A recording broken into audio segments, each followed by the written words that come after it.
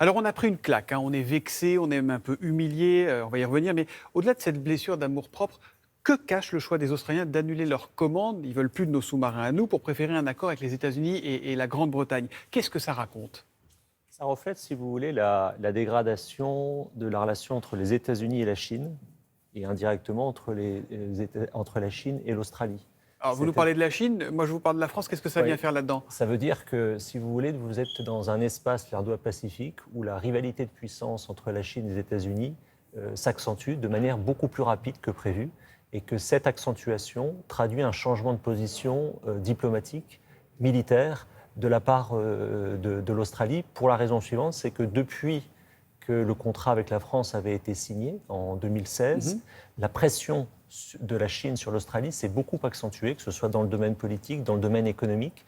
Et donc les Australiens considèrent, après font-ils le bon choix, c'est une autre discussion, mais considèrent qu'ils sont mieux protégés avec une alliance militaire qui est une alliance qui passe par de la technologie nucléaire. Et c'est là qu'il y a la grande différence entre l'offre Nous française. c'était des sous-marins diesel. Voilà, c'était des Voilà. sous-marins qui, dans le cas français, sont à propulsion nucléaire, mais les Australiens avaient demandé de manière tout à fait claire une propulsion diesel parce qu'ils ne voulaient pas enfreindre tout ce qui a trait au contrôle de la prolifération nucléaire. Or là, de fait, ils franchissent un pas, et les États-Unis les aident à franchir ce pas, puisqu'ils vont être considérés comme une forme de puissance semi-nucléaire par la Chine. Si vous voulez, c'est un peu comparable. Attendez, si je comprends bien, en fait, nous, on est un dommage collatéral de la guerre que sont en train de se livrer les Américains, les Australiens avec la Chine, c'est ça? Oui. Le danger, c'est la Chine. Il y a un danger de guerre avec la Chine dans les années qui viennent? De guerre au sens propre?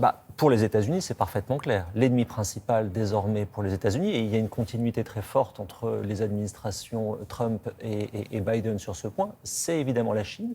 Et cette menace chinoise, elle est également très ressentie par un certain nombre de pays, dont l'Australie. On parle pas d'une guerre économique ou commerciale, on parle d'une guerre militaire. On parle de formes de conflictualité dans différents registres. Et là, ce qui se passe dans le domaine militaire est un élément supplémentaire de l'escalade et de ces tensions que je mentionnais précédemment. Thomas Gomard, la nuit dernière à l'Assemblée générale des Nations Unies, Jean-Yves Le Drian, on l'écoutait tout à l'heure, en a remis une couche en quelque sorte, mais en langage très diplomatique. Il avait été moins diplomate ce week-end dans le 20h de Laurent Delahousse, on l'écoute.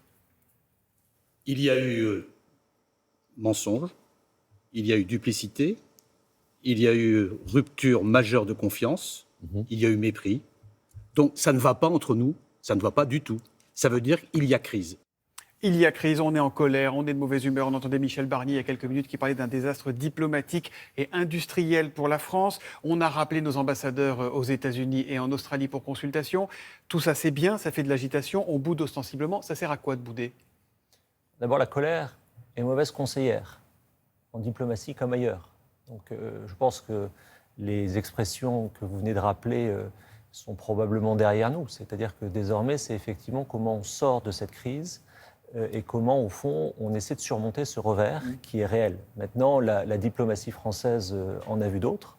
Elle va traverser cette crise. Elle est, à mon avis, dans une situation où ce qu'elle dit sur l'Indo-Pacifique est fragilisée, évidemment, par ce revers industriel, mais reste valide dans l'analyse. C'est-à-dire qu'on le voit bien, ce qui se passe dans l'Indo-Pacifique a des conséquences sur la sécurité européenne, a des conséquences sur la relation entre l'Europe et les États-Unis, et en l'espèce, entre la France Mais l'Europe a les États-Unis. moyens de faire les gros bras face aux États-Unis, ou est-ce qu'on est un peu OK, on fait les gros yeux, mais on est obligé de subir? Vous savez, quand vous voulez exister sur le plan stratégique, il faut commencer par le vouloir. Donc si d'emblée, dans le discours, vous considérez que vous n'avez rien à dire, eh bien vous n'existez pas. On peut peut-être, sans considérer qu'on n'a rien à dire, on a bien vu que l'Europe a mis 5 jours à réagir. Là, inacceptable, a dit Ursula von der Leyen hier. On ne peut pas dire qu'on ait non plus un soutien très fort de tous nos alliés européens là, depuis quelques jours. Non, ça c'est sûr. Et il y a effectivement un risque d'isolement, peut-être de la France, à mon avis, dont il faut se prémunir. Maintenant, il faut voir les choses un peu en continuité. Si vous vous souvenez de l'administration Trump, elle s'est focalisée sur le plan commercial sur l'Allemagne. Elle a eu une attitude extrêmement brutale vis-à-vis de l'Allemagne en termes commerciaux. Eh bien aujourd'hui, l'administration Biden a une attitude extrêmement dure à l'égard de la France en termes militaires. Ça veut dire qu'en réalité, les États-Unis considèrent que l'Europe est un partenaire, mais n'est pas un allié de plein pied. Bon, ce n'est pas nouveau, c'est exprimé à nos dépens actuellement, et donc c'est tout le travail de la diplomatie française, un, d'éviter l'isolement, et deux, de faire en sorte que l'Europe existe davantage dans le cadre transatlantique et dans l'Indo-Pacifique. Vous citiez le président Biden qui dit qu'il est impatient de parler avec Emmanuel Macron. C'est de l'enfumage, c'est du vent, ça, c'est de l'habillage? C'est difficile pour moi d'apprécier précisément ça. En revanche, ce qui est certain, c'est qu'il y a des signaux, si vous voulez, venant de Washington d'une impréparation, c'est-à-dire qu'il y a eu un coup qui a été fait, qui est une sorte de prouesse diplomatique des États-Unis, dans la mesure où, un mois après Kaboul, ils créent une alliance militaire contre la Chine et, ce faisant, rappellent leur centralité en matière stratégique. La morale de tout ça, pour finir, c'est quoi? C'est qu'on se voit trop beau et plus puissant que nous ne sommes en France? C'est l'arrogance française? Bon, c'est souvent ce qui est effectivement reproché à Paris et dans les autres capitales, en particulier capitales européennes.